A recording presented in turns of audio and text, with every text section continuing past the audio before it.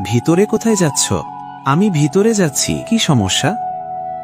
ভিতরে যেতে চাও? কি মনে করছো আমি তোমাকে ভিতরে ঢুকতে দেব? আমি কেন ভিতরে যেতে পারবো না?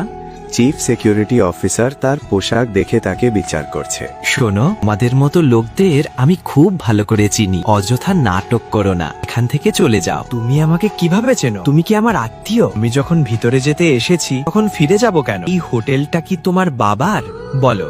এটা শুনে অভিনবের রাগ চড়ে গেল, কিন্তু সে রাগে কিছু করলো না। লোকজনের নজর না টানার জন্য সে নিজেকে শান্ত রাখলো।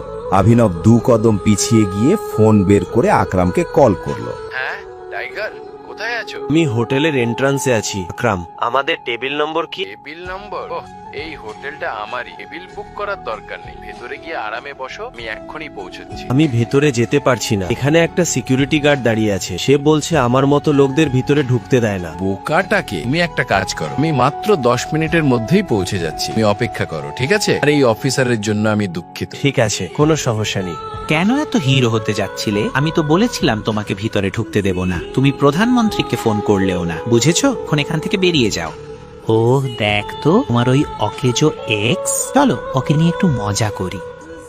আমি ওকে কখনো আমার বয়ফ্রেন্ড বলেই মানিনি। তাছাড়া আমি আমার স্ট্যান্ডার্ডের নিচে লোকদের সঙ্গে কথা বলি না, বয়ফ্রেন্ড বলবো?